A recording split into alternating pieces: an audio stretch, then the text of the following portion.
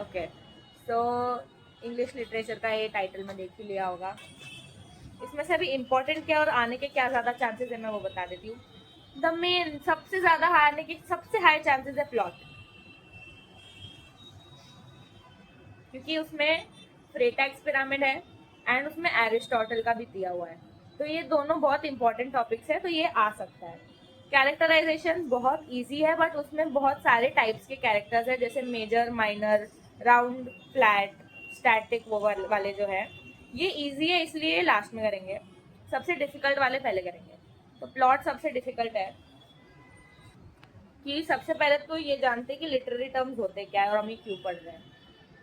तो literary terms का basic मतलब है, ठीक है, तो लिटरेरी टर्म्स का क्या मतलब है ना, लिटरेचर अभी हम लोग जो भी चीजें देखते हैं उसको हम लोग बड़ा चढ़ा के बना के करके लिख देते हैं, उसकी एक स्टोरी बना देते हैं। तो फॉर एग्जाम्पल मैंने एक स्टोरी पढ़ी थी, the sun rose from the east. तो सन यूजुअली दूसरे साइड जो भी है दूसरे साइड से राइज होता है। तो उसने पूरी कहानी बताई, 15 पेज का ऐसा पूरा लिखा। एंड देन एंड में उसने बताया कि उसने उल्टी साइड से सूरज को क्यों उगता हुआ देखा, क्योंकि वो मर चुका था और वो हेवन में था और वो ऊपर से देख रहा था, है ना। Nice story. तो लिटरेरी टर्म्स बेसिकली फिक्शन के लिए यूज होता है। फिक्शन मतलब झूठ। प्लॉट अभी मैम के नोटबुक में खोल लेती हूँ साथ ही साथ। मैम ने हम लोग को पता है क्या क्या दिया है। मैम ने बेसिकली हमें बताया कि नॉवल की हिस्ट्री क्या है, नॉवल कहाँ से आया, कैसे डेवलप हुआ, कौन से ईयर में आया, कौन से ऑथर ने दिया। हम इतना सब याद नहीं कर पाएंगे एक दिन में, तो हम इसको भूल जाते हैं, ठीक है। Plot and structure in the context of novels and short stories, plot refers to the sequence of events that make up the narrative. It is structured and organized. Okay, तो plot का बेसिकली क्या मतलब है ना कि ये already plan रहता है एंड ये जो प्लॉट है इसके अकॉर्डिंग क्लाइमैक्स रहता है। क्लाइमैक्स तो पता है, मतलब जैसे जो फॉर एग्जाम्पल एक नॉवल है उसके अंदर, जैसे ये भी सूरज वाला एग्जाम्पल वो जो नॉवल था, उसमें तेरा क्लाइमैक्स क्या था कि उसने हेवन से देखा। इसका प्लॉट क्या होगा कि जो सूरज है वो दूसरी तरीके से दूसरी तरफ से उगरा था। तो प्लॉट इज बेसिकली तेरा जो सेट ऑफ इवेंट्स है। तो प्लॉट में ही तेरे जो ये रहता है एक्सपोजिशन, राइजिंग एक्शन, क्लाइमैक्स, ये तेरा प्लॉट में आ जाता है। तो plot is the major term, plot is the broader term, उसके अंदर ये सब आते हैं, ठीक है। फ्रेटाइक्स मॉडल और pyramid is ideal for traditional और लीनियर नैरेटिव, ठीक है ना। मैं इसका मतलब बताती हूँ। तो जो फ्रेटाइक था, गुस्ताव फ्रेटाइक है उसका पूरा नाम। तो जो फ्रेटाइक था ना, उसका जो पिरामिड ऐसे एक मॉडल है, एग्जाम में पिरामिड बना के आना, सीधा पिरामिड नहीं है, उसका उल्टा पिरामिड है, ठीक है। तो उसका ट्रेडिशनल और लीनियर नैरेटिव का क्या मतलब है ना कि वो मॉडर्न नहीं है। आज के डेट में अभी कोई इतना वेट नहीं करता है कि भाई मतलब ये आएगा। आज के डेट में किसी के पास इतना टाइम नहीं है कि वो पूरा इतना बड़ा नॉवल पढ़े, जिसमें पहले एक्सपोजिशन आएगा, फिर तेरा राइजिंग एक्शन आएगा, फिर क्लाइमैक्स, फिर इतना किसी के पास टाइम नहीं। तो आज के डेट में मोस्टली जो है वो एरिस्टोटल का चलता है, beginning, middle, and, short, simple, खत्म, ठीक है। तो मॉडर्न और एक्सपेरिमेंटल लिटरेचर में deviate from this structure. This model helps in analysing character development, conflicts and pacing of novel और शॉर्ट स्टोरी। तो बेसिकली इसने खाली एक ऐसे टेम्पलेट, कैनवा पे टेम्पलेट बनाते हो तुम लोग, तो वो टेम्पलेट दे रखा है। अब वो टेम्पलेट को यूज करके तुम लोग अपनी नॉवल, अपनी स्टोरी बना सकते हो, ठीक है। मैं ध्यान नहीं दे रही। तो अभी 7 मार्क के आंसर के लिए अगर प्लॉट आता है तो ऐसे तो नहीं पूछेगी मैम प्लॉट, ये तो क्वेश्चन नहीं होगा। प्लॉट का क्वेश्चन क्या होगा, write a short note on plot. 3 page का answer short, write a short note on plot, or write in brief what plot is, or give Aristotle's views on plot, or what is Freytag's pyramid of plot, or analyze and explain in brief what plot is. तो plot word mention होगा, आगे पीछे का sentence भूल जाना। अगर सिर्फ फ्रेटैक्स pyramid लिखा है ना, तो भी तुम लोग को ये लिखना ही पड़ेगा प्लॉट क्या होता है, ठीक है। तो एरिस्टोटल का डेफिनेशन ऑफ प्लॉट क्या है ना, according to Aristotle, it is the most important element of tragedy can be understood as follows. Tragedy, a plot must have a beginning, middle and end. The events should be logically connected and follow a cause and effect relationship. Basically क्या ये बोल रहा है ना, ये अपना दिमाग लगा रहा है, साइंस घुसा रहा है इसमें, और ये क्या बोल रहा है ना कि वो एक स्ट्रक्चर में जाने चाहिए, उसका एक बिगिनिंग, मिडल और एंड होना चाहिए। बट आजकल की नॉवल में पहले एंड आ जाता है, फिर बिगिनिंग होती है, फिर एंड होता है, या पहले एंड आ जाता है फिर बिगिनिंग होती है। तो कोई इसको एक्चुअली फॉलो नहीं करता है। बट एरिस्टोटल का व्यूज क्या था कि वो एक प्रॉपर ऑर्डर, एक प्रॉपर सीक्वेंस में जाना चाहिए। वो सीक्वेंस क्या है, बिगिनिंग, मिडल, एंड, ठीक है। वो सेंस बनाना चाहिए, वो एक दूसरे से क्या होना चाहिए, इंटर रिलेटेड। तो ये शब्द बहुत इंपॉर्टेंट है। लीनियर, सृष्टि को तो याद ही रहेगा, जो सोशियोलॉजी वाले उनको याद रहेगा, cause and effect relationship, linear. तो ये सब है। लीनियर का मतलब एक स्ट्रेट लाइन में, ठीक है। मैथ्स याद कर लेना। ठीक है। तो प्लॉट में बेसिकली सबसे फर्स्ट इंट्रोडक्शन पैराग्राफ क्या आएगा ना कि व्हाट प्लॉट इज। ठीक है, तो इसके लिए अपन को क्या लिखना है, ज्यादा बड़ा नहीं लिखा तो भी चलेगा क्योंकि अपने पास इतना टाइम नहीं है। ठीक है, 15 मिनट में अपन को पूरा आंसर खत्म करना है। तो उसके लिए what we can do is, तो इतने से पैराग्राफ में एटलीस्ट 4 सेंटेंस लिखना प्लॉट के लिए। ठीक है, उसके बाद लिखना सबसे पहले आता है एरिस्टोटल का भी। वो एरिस्टोटल है कि एरिस्टोटल है? हाँ, ARISTOTLE, एरिस्टोटल। ऐसा कैसा नाम रखते हैं यार। हाँ तो एरिस्टोटल ने डिफाइन किया है इसको, अभी मैंने बताया। उसको बहुत साइंटिफिकली सोच रहा था, उसको बिगिनिंग मिडल एंड एंड चाहिए था। उसका ये था ना कि भाई नॉवल हो तो ऐसा ही हो, कोई फिक्शन बना रहा हो तो ऐसा ही होना चाहिए, क्योंकि बस होना चाहिए। क्या मान लिया? So the plot involves series of interconnected incidents and actions taken by characters driven by conflict or a goal leading to climax and eventually resolution. तो जो अपना फ्रेटैग का है उसमें ये सब है, कॉन्फ्लिक्ट, गोल, ये सब नहीं लिखने की जरूरत है। फ्रेटैग का जो है ना एक्सपोजिशन, ये उसको ही लिख के हम लोग लिख सकते हैं प्लॉट क्या है। तो हम लिखेंगे प्लॉट में क्या होता है, जो कैरेक्टर्स है वो एक दूसरे से इंटर रिलेटेड है, वो लोग डायलॉग्स बोलते हैं, डायलॉग्स बोल के दे आर व्हाट इंटरकनेक्टेड। हाँ, then they are connected with action, rising action, falling, climax लिख सकते हैं। राइजिंग एंड फॉलिंग एक्शन लिखेंगे तो मैम भगा देगी। तो बेसिकली हम लोग को क्या लिखना है ना कि जो कैरेक्टर्स है वो उनके एक्शन से इंटरकनेक्टेड है and they are joined by what dialogues. ठीक है, तो एरिस्टोटल का भी फिर उसके बाद हम लिखेंगे कि एरिस्टोटल जो था वो बहुत ही ऐसे साइंटिफिक, उसका अप्रोच मत लिख देना सृष्टि, उसका बहुत ही ऐसे साइंटिफिक थियरी थी, वो बहुत एकदम ऐसे लिटरेचर से जुड़ा हुआ था। तो अकॉर्डिंग टू एरिस्टोटल सबसे इंपॉर्टेंट एलिमेंट क्या था प्लॉट का, बिगिनिंग मिडल एंड एंड, उस सेंस बनाना चाहिए और लीनियर होना चाहिए and it should have a cause and effect relationship. Cause and effect relationship मैं फिर से नहीं पढ़ाऊंगी, पिछला वाला वीडियो देख लो। ठीक है, तो बेसिकली ना एरिस्टोटल के बारे में मैम ने ज्यादा नहीं बताया। एरिस्टोटल शायद इतना अहमियत नहीं लगा था, तो एरिस्टोटल के ऊपर अपन को सिर्फ इतना ही लिखना है। तो मैं भी बताती हूँ आंसर लिखोगे कैसे जब पेपर लिखोगे ना, ये मैंने नहीं बताया था सोशियोलॉजी के पेपर में, तो शायद किसी को पता नहीं था आंसर लिखते कैसे हैं, तो मैं भी बता देती हूँ। तो आंसर कैसे लिखना है, कम से कम 6 सेंटेंसेस में सबसे पहले हम लिखेंगे प्लॉट, डॉट डॉट डैश करेंगे और फिर नीचे 4 सेंटेंस लिखेंगे। पॉइंट वाइज कोई नहीं लिखेगा, अगर पॉइंट वाइज लिखा तो 0। गलती से भी डॉट पॉइंट ऐसा नहीं बनाना है, हम डायरेक्ट पैराग्राफ पैराग्राफ पैराग्राफ में लिखेंगे। ओके,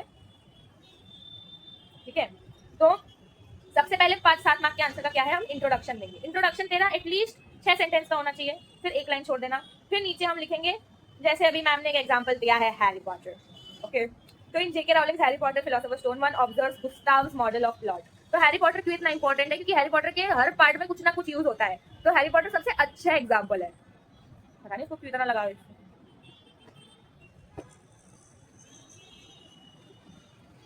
अरे भाई भाई, इसके लिए तुम लोग को मूवी देखनी पड़ेगी। बट मैम ने अभी जैसे क्या है ना, तुम लोग को कोई भी एक नॉवल ले लेना है। अब जो तुम लोग ने असाइनमेंट के लिए लिया था वो नॉवल तो तुम्हें पता ही है, वो नॉवल में क्या हुआ था तुम लोग को पता है। तो जब भी तुम लोग ये लिखोगे ना फ्रेटैक्स पिरामिड, फ्रेटैक्स पिरामिड में सबसे पहले तो तुम वो ड्रॉ करोगे पिरामिड। ठीक है, वो मैं वीडियो में इधर कहीं डाल दूंगी। तो वो जो पिरामिड है वो तुम लोग ने बनाया होगा बुक में, मैं नहीं खोल रही अभी, बहुत बहुत 1500 बुक्स है मेरे पास। ये देख, इससे मैम पढ़ाती है। ठीक है, लेट्स मूव फॉरवर्ड।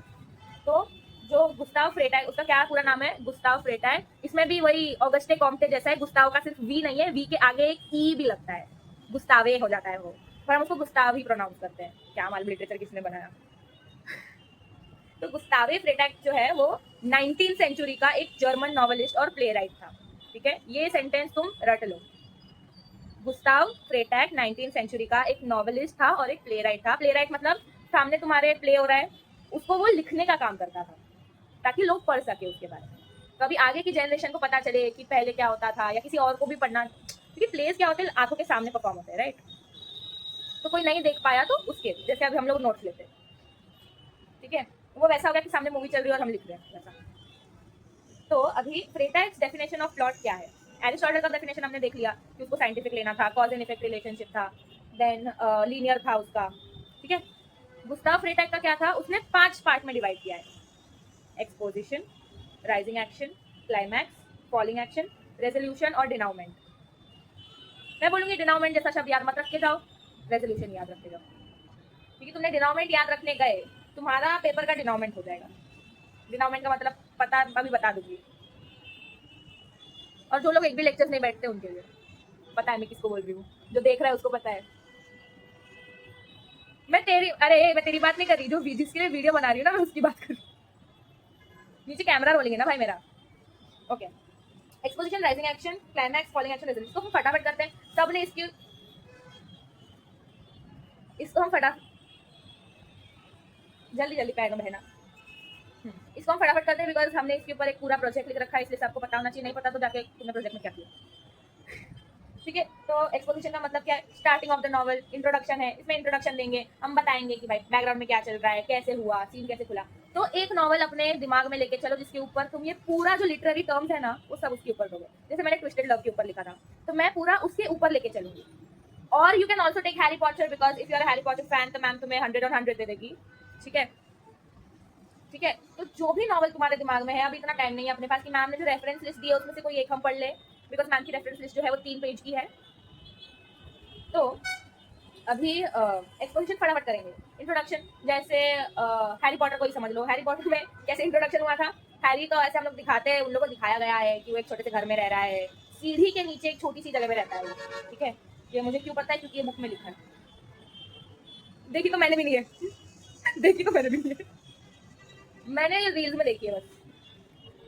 राइजिंग मैंने बुक पढ़ी है पर पांचों।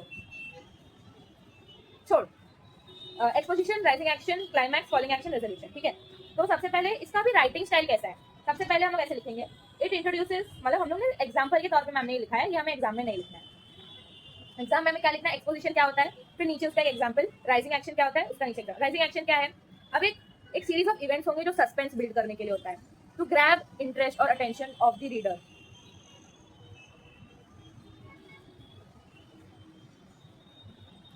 Series of events that create suspense, tension और इंटरेस्ट। ठीक है, तो typically driven by main conflict. ठीक है, सब प्रोटैगनिस्ट सबको पता है, मेन कैरेक्टर। प्रोटैगनिस्ट मतलब मेन कैरेक्टर, आप मेन कैरेक्टर भी लिख सकते हो, पर प्रोटैगनिस्ट लिखा तो मैम पे इंप्रेशन अच्छा पड़ता है और कुछ नहीं।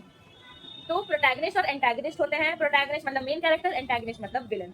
जो जो अभी अभी बुक खोल रहा है उसके लिए मेन कैरेक्टर और विलन, तुम और कुछ मत याद करो, जिसने पहले से लेक्चर अटेंड किया उसको पता है। ठीक है, तो प्रोटैगनिस्ट जो है वो मेन कैरेक्टर है। एंड वो मेन कैरेक्टर का क्या है ना, वो राइजिंग एक्शन में सस्पेंस से बिल्ड करना होता है, interest, typically driven by main conflict and protagonist के एफर्ट्स। तो बेसिकली क्या दिखाते हैं राइजिंग एक्शन में कि जो मेन कैरेक्टर है उसके एफर्ट्स को दर्शाया जाता है, उसको कैसे कॉम्प्लिकेशंस आते हैं, कैसे अड़चने आती हैं उसकी। ठीक है, देन क्लाइमैक्स में, climax is the turning point और द मोमेंट जिसमें सबसे ज्यादा टेंशन होता है कि मतलब रीडर को पता नहीं है क्या हो रहा है, तो बहुत ज्यादा एक्साइटमेंट रहती है, इंटरेस्ट रहता है फॉर द रीडर। तो it is a head on conflict moment. Conflict का मोमेंट, अभी कॉन्फ्लिक्ट का इसका मतलब ये नहीं कि हम सीरियसली जाके झगड़ा कर ले। इसमें कॉन्फ्लिक्ट का मतलब है कि जो मेन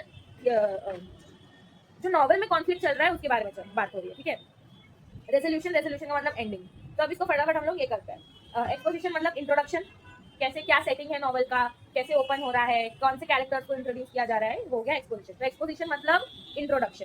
ठीक है, राइजिंग एक्शन, राइजिंग एक्शन में फटाफट सस्पेंस बिल्ड करना होता है, वो इंटरेस्ट बताते हैं क्या है। ठीक है, then it is typically driven by main conflict, protagonist या मेन कैरेक्टर। इसमें विलन का कहीं जिक्र नहीं होता है, कभी कभी हो जाता है, मोस्टली नहीं होता है।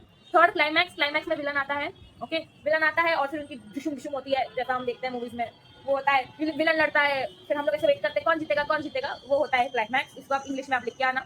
फॉलिंग एक्शन, डिशुम डिशुम मत लिखना प्लीज पेपर में, अदरवाइज तुम्हारा डिशुम डिशुम हो जाएगा। फॉलिंग एक्शन, फॉलिंग एक्शन मतलब अभी आपका हीरो जीत चुका है, अभी इंटरेस्ट खत्म हो गया है लोगों का स्टोरी से। तो फॉलिंग एक्शन का बेसिकली मतलब है कि क्लाइमैक्स हो गया है, सब सेटल डाउन हो गया है, एंड देन रिजोल्यूशन आ रहा है। अभी अभी हम खत्म कर रहे हैं नॉवल को, तो उसके पहले का जो हिस्सा होता है, अभी रिजोल्यूशन आ गया, दी एंड हो गया, हैप्पी एंडिंग, सैड एंडिंग, जो भी हो, मोस्टली हैप्पी एंडिंग। नाउ इसका जो पिरामिड है, इसका पिरामिड मैम ने पीडीएफ में भेजा हुआ है, ग्रुप पे है, ग्रुप पे जाके पीडीएफ खोल के देख लो, इतनी मेहनत कर लो। ठीक है, तो पीडीएफ में सबसे पहले अभी इनका पिरामिड कैसे ना, ऐसा ऐसा ऐसा, ठीक है, ये पिरामिड है। इस हिस्से में है एक्सपोजिशन, यहाँ rising action, climax, falling action, denominate. तो इसको हम पिरामिड क्यों बोलते हैं, गुस्ताव पिरामिड क्यों है ये? क्योंकि हम लोग यहाँ से शुरू होता है एक स्टोरी, इंट्रोडक्शन, धीरे धीरे करके वो बिल्डअप होता है, राइजिंग एक्शन पे जाता है, फिर एक पॉइंट आता है क्लाइमैक्स का। जिसने इकोनॉमिक्स पढ़ा है उसको पता है, तुमने किसी ने इकोनॉमिक्स पढ़ा है? Law of diminishing marginal utility पता है? Law of diminishing marginal utility पता है? Law of diminishing marginal utility में कैसे हम एक पॉइंट ऑफ सेटाइटी पे पहुंच जाते हैं, और फिर वही सेम इसमें हम लिटरेचर के पॉइंट ऑफ व्यू से लेते हैं। ठीक है, एंड ये सब होने के बाद एंड में हम लोग को टाइप्स ऑफ प्लॉट लिखना है। तो मतलब पहले हम लोग को प्लॉट का मीनिंग लिखना है, एरिस्टोटल, गुस्ताव का लिखना है, क्या है गुस्ताव फ्रीटैग का लिखना है, फिर टाइप्स ऑफ, हाँ फिर टाइप्स ऑफ प्लॉट्स है। एक्चुअली तुम लोग क्या कर सकते हो ना, जो स्टार्टिंग का है ना गुस्ताव, उसको शॉर्ट में एक ही पेज में समअप कर सकते हो, बट मैं बोलूंगी ऐसा मत करना। देन टाइप्स ऑफ प्लॉट को सी एरिस्टोटल, और इसका ना कैसे इजी है वो हम बड़ा बड़ा करके लिख सकते हैं एक सेपरेट पेज में। टाइप्स ऑफ प्लॉट को अलग अलग करके लिखना। तो टाइप्स ऑफ प्लॉट क्या है, एक बहुत सारे टाइप्स है, linear, non linear, circular, episodic, बस इतना ही है भाई। ये तो मैंने लेक्चर में भी नहीं पढ़ाया था जितना मेरे को याद है। जा बड़ा पाव खा के आ। So linear, non linear, circular, और चौथा क्या है, episodic. Linear, non linear, circular और episodic. A linear plot presents events in chrono, okay, linear plot chronological order में है, ठीक है, बिगिनिंग से एंड तक वही अपना एरिस्टोटल, स्टार्टिंग से लेके मतलब एक प्रॉपर सीक्वेंस है ये linear plot. Non linear plot जो प्रॉपर सीक्वेंस में नहीं है, कोई क्रोनोलॉजिकल ऑर्डर नहीं है इसका, कहीं भी कुछ भी है, फ्लैशबैक आ जा रहा है, कहीं से भी डिविएट हो जा रहा है, टाइमलाइन बदल जा रहा है, टाइम ट्रेवल हो जा रहा है, तो कुछ भी हो जा रहा है, ठीक है। इसमें इसका बेसिकली एग्जाम्पल हम लिख सकते हैं, बट हमारे पास इतना टाइम नहीं है कि हम एग्जाम्पल याद करते बैठे, ठीक है। तुम लोग को ये टाइप्स याद रहे वही बस है। नहीं, मैं सिर्फ डिटेल में जो मैंने इंपॉर्टेंट बताया ना वो सिर्फ मैं डिटेल में करूंगी, जो इंपॉर्टेंट नहीं है उसको ऊपर ऊपर से करेंगे क्योंकि वो ईजी है करना।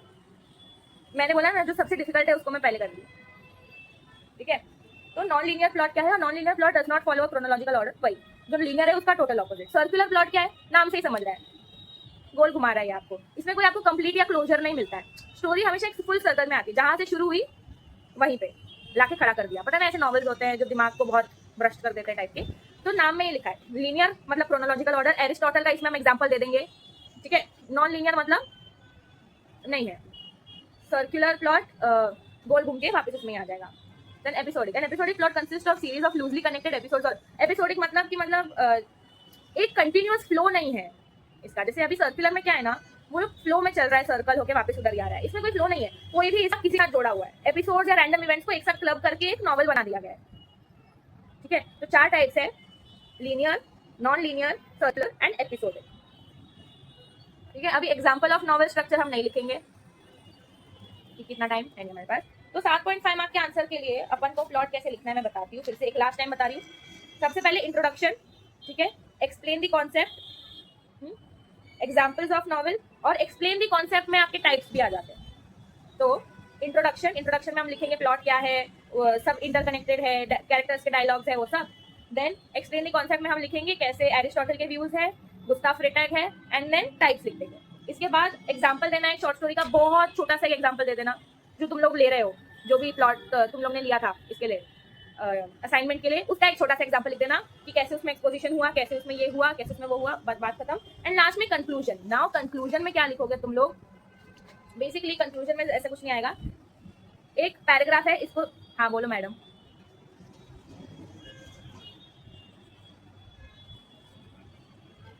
नहीं, मैम ने जो बोला है वो जरूरी नहीं है, बिकॉज एग्जाम्पल तुम्हारी तरफ से आता है, मैम नहीं दे रही है एग्जाम्पल। मैम ने एग्जाम्पल इसलिए दिया क्योंकि बहुत बच्चे होते हैं जो रट्टा मार के जाते हैं, उनको बस रट के निकलना होता है वैसे, ठीक है। Hence to conclude, ये conclusive paragraph है। Hence to conclude, a plot is a sequence or arrangement of events in a novel and short story. Aristotle and Gustav Freytag had proposed various structure of this plot. It is the content of the story and it has cause and effect chain. तो हमने जो पहले लिखा cause and effect relationship है, linear structure है, उसी को घुमा फिरा के conclusion में बना दिया, उसमें गुस्ताव और एरिस्टोटल को घुसा दिया, ठीक है। टाइप्स इतने इंपॉर्टेंट नहीं है, बट तुम लोग लिखोगे तो तुम्हारे मार्क्स बढ़ने के चांसेस हो जाते हैं। टाइप्स अगर भूल गए तो भी तुम लोग को पूरे मार्क्स मिल सकते हैं, ओके। नेक्स्ट, अभी अपना प्लॉट खत्म हो गया, तो ये पूरा 7.5 मार्क्स का है, ठीक है। आगे बढ़ते हैं। सेटिंग, ठीक है। कैरेक्टराइजेशन में ऊपर से बता देती हूँ कि कैरेक्टराइजेशन क्या है। कैरेक्टराइजेशन मतलब क्या, एक तो कैरेक्टराइजेशन है और एक कैरेक्टर्स है, दोनों में फर्क है। Characterization is basically the methods जिससे जो ये है एक ऑथर है वो कैरेक्टर्स को डेवलप करता है। तो कैसे वो कैरेक्टर को डेवलप करता है हम वो सीख रहे हैं। तो हम बेसिकली इसमें कैसे हम लोग करते हैं कि कोई अगर हमें कोई सस्पेंस वाला कैरेक्टर है तो उसको कैसे रिवील किया जाए, या कोई विलन है तो उसको कैसे लाया जाए नॉवल में, जो बहुत इंटरेस्टिंग बनाता है। तो अभी इसके कितने टाइप से 2 टाइप की कैरेक्टराइजेशन है, direct characterization and indirect characterization. Direct characterization में क्या है ना, हम डायरेक्टली और उसका एक्सप्लिसिट डिटेल दे देते हैं, जैसे she was tall 5 foot 3 inch heels, elegant women with a sharp whatever. तो मतलब एकदम डायरेक्टली हमने बता दिया है, एकदम डायरेक्टली हम लोग बोल देते हैं कि वो ऐसी है, मतलब कुछ भी उसमें इन्वॉल्व नहीं है कि she was fair 3 feet inch. तो ये हम लोग ने ओपन विंडो बाय साकी में था ये, ठीक है। अभी इनडायरेक्ट कैरेक्टराइजेशन क्या है, मतलब इनडायरेक्ट कैरेक्टराइजेशन मतलब क्या, कैरेक्टर या तो किसी और के डायलॉग से रिवील हुआ है कि कोई और डायलॉग बता रहा है, जैसे फॉर एग्जाम्पल कुछ भी डायलॉग किसी ने बोला कि Mariana looks very good today, ऐसा, ठीक है। तो मरियाना का कहीं भी अब तक जिक्र नहीं हुआ था नॉवल में, तो वो उसको ऐसे रिवील किया है, कभी एक्शन से, कभी किसी के थॉट्स में बताते हैं, या किसी और का इंटरेक्शन हो रहा है और तीसरा बंदा के बारे में इंटरेक्ट कर रहे हैं हम। तो इनडायरेक्ट कैरेक्टराइजेशन मतलब हमने उसके बारे में कुछ डिटेल्स नहीं दिए, ठीक है। फिर टाइप्स ऑफ कैरेक्टर्स क्या है, अभी टाइप्स ऑफ कैरेक्टर्स, प्रोटैगनिस्ट मतलब मेन कैरेक्टर, एंटैगनिस्ट मतलब विलन, ठीक है, और नरेटर। तो प्रोटैगनिस्ट कौन है, अपना मेन कैरेक्टर जिसके ऊपर पूरा का पूरा नॉवल बना है। एंटैगनिस्ट कौन है, विलन। जैसे हैरी पॉटर तो सब लोग को नहीं पता है, पर इसमें हैरी पॉटर का ही एग्जाम्पल दिया गया है। तो वोल्डेमॉर्ट और हैरी पॉटर तो भाई सबको पता है, मीम्स इतने बन रखे हैं उसके, ठीक है। और एक और चीज मैं याद दिला दूं, जब अपन एग्जाम्पल लिख रहे हैं ना, अपना दिमाग कैसा है, हम लोग बॉलीवुड मूवीज के एग्जाम्पल लिख देंगे या कोई हॉलीवुड मूवी देखी होगी उसके लिख देंगे, नहीं, हमें सिर्फ बुक्स के लिखने हैं, ठीक है। सिर्फ बुक के एग्जाम्पल लिखने हैं, और अगर नहीं आता है तो एग्जाम्पल का सीक्वेंस ही पूरा छोड़ दो, क्योंकि अगर हमने कोई और एग्जाम्पल लिख दिया जिसकी मूवी है ना, तो मैम मार्क्स नहीं देगी, ठीक है। तो फटाफट करती हूँ, protagonist, antagonist and narrator. Narrator जैसे शेरलॉक होम्स, पता नहीं होगी सबको, बट शेरलॉक होम्स में उसका जो डॉक्टर है ना, वो नरेटर है, जो उसका ये बनता है, जो उसका साथी रहता है, चेला रहता है, ठीक है। तो वो नरेटर, फॉर एग्जाम्पल अभी स्टोरी किसी और की है पर मैं बता रही हूँ तो मैं नरेटर हो गई, मेरी ही स्टोरी मैं बता रही हूँ तो मैं ही नरेटर हूँ, मैं सृष्टि की स्टोरी बता रही हूँ तो वो नरेटर है, ठीक है। ऐसा मतलब जो स्टोरी बताता है, जिसके पॉइंट ऑफ व्यू से स्टोरी लिखी गई है वो, और जो मेन कैरेक्टर है उसका नाम हम प्रोटैगनिस्ट है, जो विलन है उसका नाम है एंटैगनिस्ट, जो नरेटर है वो बताता है स्टोरी। जैसे ड्रामा स्किट वगैरह करते हैं तो एक साइड में खड़ा रह के बोलता रहता है कि, बोलते हैं ना वो लोग कि आज आ रहे हैं या स्टेज पे वो आ रही है, तो उसको हम नरेटर बोलते हैं, ठीक है। अभी types of characters, flat, round, static, dynamic. Ma'am ने इसमें और भी कैरेक्टर्स दिए हैं जो लेक्चर में कभी सिखाए नहीं। What are stock and foil characters भाई?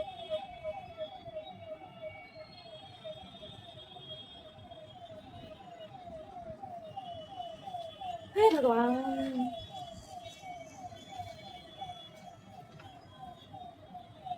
आएगा। टाइप्स ऑफ कैरेक्टर नहीं पूछेगी, वो कैरेक्टराइजेशन पूछेगी।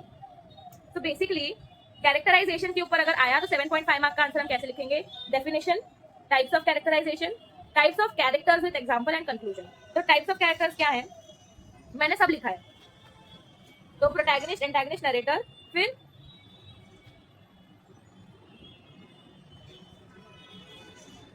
मैंने लिखा है, जो इधर है ना, मैंने लिखा है। ये पता है कौन से डेट के नोट्स है? ये है 27/6/2025।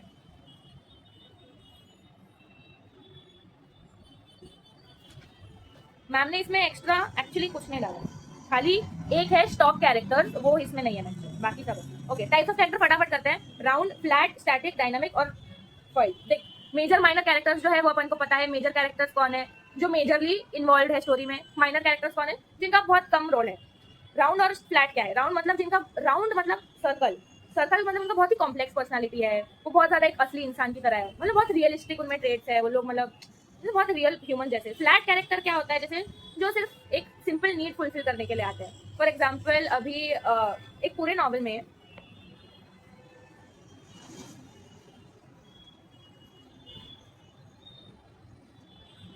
जिनका सिर्फ एक सिंगल सा पार्ट होता है, जिनका सिर्फ सिंगल रोल होता है पूरे के पूरे नॉवल में, लाइक जैसे वो आए, उनको सिर्फ दिया देना था किसी के हाथ में, बस उनका ये काम था। जो जैसे प्लेस में नहीं पेड़ बनने का काम करते थे हम बचपन में, बस वो मतलब पीछे बैकग्राउंड में रहते हैं, बस कुछ है, कुछ फर्क नहीं पड़ता। Static, dynamic. स्टैटिक क्या है? स्टैटिक कैरेक्टर्स जो है ना, स्टैटिक अभी तुम लोग के टीवी पे स्टैटिक आता था पता है? वो पूरे टीवी पे ऐसा सेम ही रहता था, चेंज नहीं होता था। तो स्टैटिक का मतलब वो पूरे नॉवल में सेम है, वो चेंज ही नहीं हो रहे, ठीक है। डायनामिक में क्या होता है? वो ग्रो होते हैं पूरे नॉवल से, उनका बचपन दिखाया गया है, वो बड़ा। बट स्टैटिक क्या है? वो पहले से अभी तक सेम ही है। जैसे किसी मेन कैरेक्टर की फ्रेंड है तो उसको हम स्टैटिक बताएंगे, बट अगर डायनामिक है तो वो बहुत मतलब बचपन से लेके बड़ा। तो डायनामिक क्या होता है? मेजर कैरेक्टर, और स्टैटिक क्या होगा? Minor character. तो ऐसे पर लिख सकते हैं। मैं भी फटाफट कर रही हूँ क्योंकि मुझे वीडियो भी खत्म करना है और तुम लोग को भी, क्योंकि 8:15 हो रहे हैं, है ना। बाकी next, point of view. Point of view का बेसिक मतलब क्या है? किसके अकॉर्डिंग लिखा गया है। First person point of view हम लोग ने इंग्लिश में पढ़ा है, I, me, myself, they, them, he, she. I is first person क्या है? हाँ, पॉइंट ऑफ व्यू। मैंने पीओवी लिखा है, first person point of view, second person point of view, third person point of view. तो first person में उसकी बातें हो रही, पूरे नॉवल में सिर्फ उसकी बातें हो रही है। वो बोल रहा है कि आई डाइड और आई डिड दिस और वी डिड दिस, ऐसा। But second person point of view में उसने ऐसा किया, उसके बारे में है। जैसे शर्लॉक होम्स, वो शर्लॉक होम्स की कहानी बता रहा है, वो अपने बारे में नहीं बता रहा है, तो that is second person. Third person क्या हो गया कि मतलब वो जिसको वो जानता नहीं है, या वो खुद ही कैरेक्टर नहीं है वो नॉवल में। जैसे जैसे अगर तू एक नॉवल लिखेगी, ओके, तो जो तूने नॉवल लिखी है उसमें you are not the main character, तो तू थर्ड पर्सन पर्सपेक्टिव से उसको लिख रही है। तो द मोस्ट कॉमन पर्सपेक्टिव जो है वो थर्ड पर्सन पर्सपेक्टिव है, क्योंकि वो जो राइटर है उसको बहुत ज़्यादा फ्रीडम मिल जाती है लिखने के लिए। तो writer is not limited with consciousness of a single character. ठीक है, तो ये थे हमारे point of view. Point of view से ज़्यादा इंपॉर्टेंट कैरेक्टराइजेशन है, बिकॉज कैरेक्टराइजेशन में टाइप्स ऑफ कैरेक्टर्स है, टाइप्स ऑफ कैरेक्टराइजेशन भी है। ठीक है, पॉइंट ऑफ व्यू में खाली first, second, third point of view है। कैरेक्टराइजेशन में टाइप्स ऑफ कैरेक्टराइजेशन है, टाइप्स ऑफ कैरेक्टर्स है, जिसमें वही simple, round, flat, static, major, minor. Types of characterization क्या है? Direct, indirect. ठीक है, तो अभी जो पॉइंट ऑफ व्यू है, आगे बढ़ते हैं। फोर्थ टाइप का भी है थर्ड पर्सन ओमनीसेंट पीओवी, पर ये हम एग्जाम में नहीं लिखेंगे क्योंकि मैम ने लेक्चर में नहीं पढ़ाया था। Importance of point of view in literature. Importance में हम क्या लिख सकते हैं कि राइटिंग स्टाइल बताता है, कंट्रोल जो फ्लो है नॉवल का वो बताता है, कैसे वो इमोशनल डेप्थ को इफेक्ट करता है। अभी कोई कुछ कुछ नॉवल होता है जिसको पढ़ के रीडर रो देते हैं, तो वो पॉइंट ऑफ व्यू पे डिपेंड करता है, राइट। ठीक है, अभी हम आ गए नैरेटिव टेक्निक्स पे। Now narration. नरेशन जैसे मैंने बताया, नरेशन इज बेसिकली लाइक कोई और जब बताता है, जब कोई और किसी और के बारे में बता रहा है या खुद के ही बारे में बता रहा है, तो हम नॉवल जो है उसको कैसे लिखा जाता है। ठीक है, narrative techniques are methods that writers use to tell their stories. These techniques help to enhance the storytelling. तो बेसिकली राइटर्स इन मेथड्स की हेल्प लेते हैं ताकि उनका नॉवल अच्छा बने। जैसे मर्डर मिस्ट्री नॉवेल्स है, उसमें वो लोग मर्डर मिस्ट्रीज लेंगे, गॉथिक मतलब हॉरर बनाना है, तो वेडनेसडे का तुम लोगों ने देखा ही होगा, तो वेडनेसडे में वो गॉथिक की थीम में चला जाता है। तो इसमें सबसे फर्स्ट टाइप है stream of consciousness. Stream of consciousness का क्या मतलब है?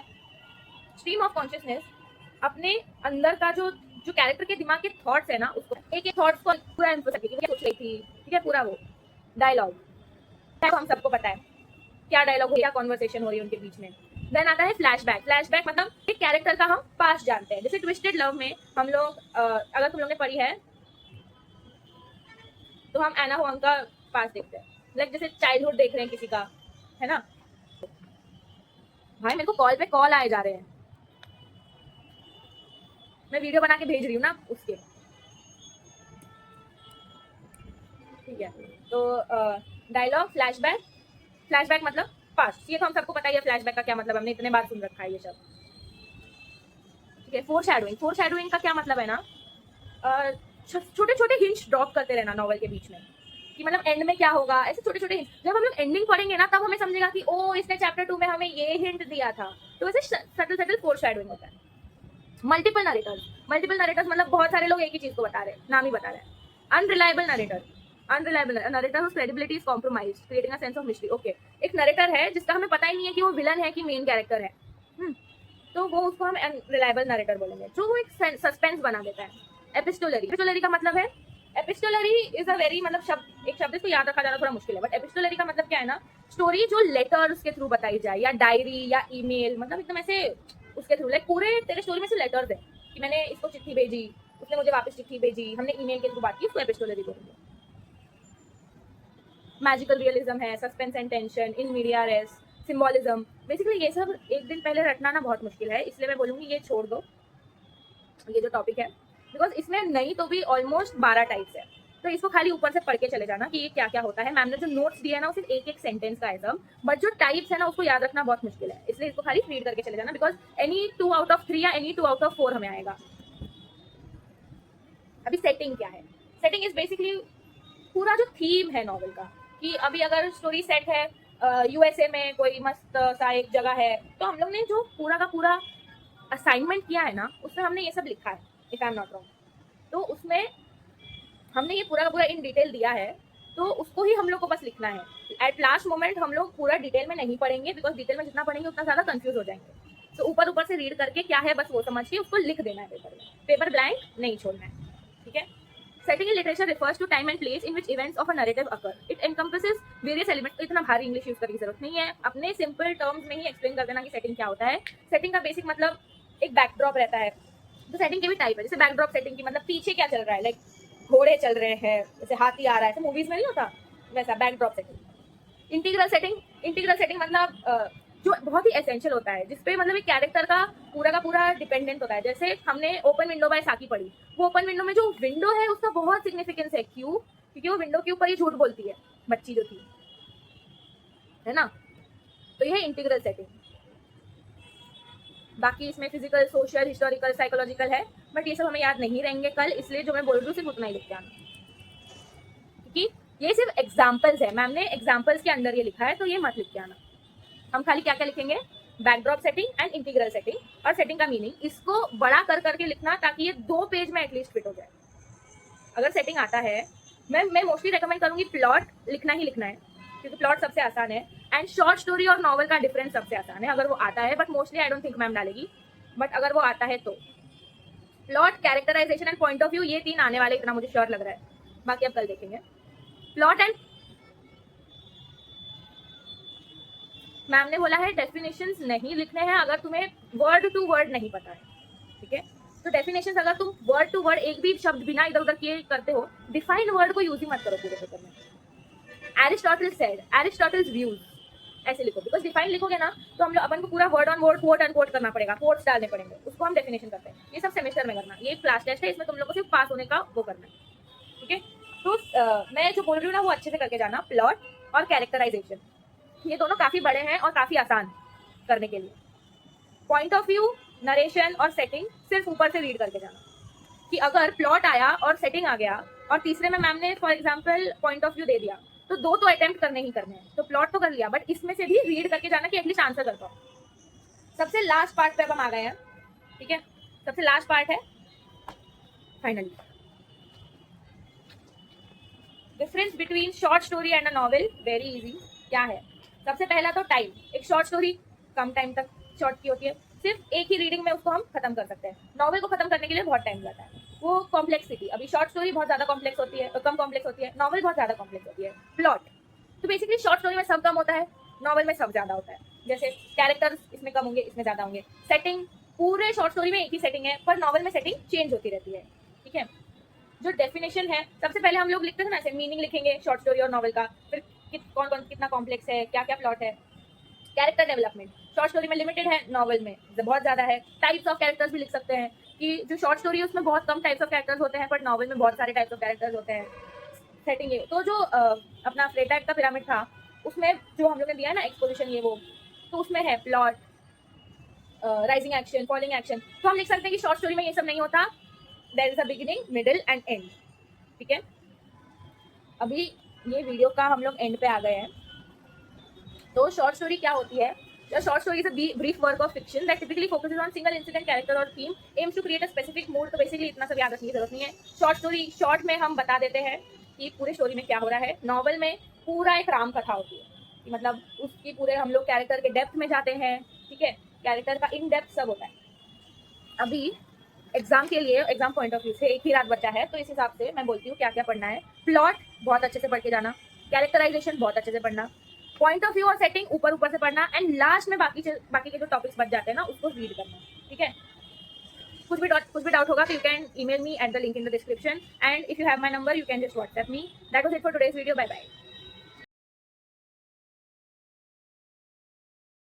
All the best for your test tomorrow, and मुझे भी और तुम लोग को भी.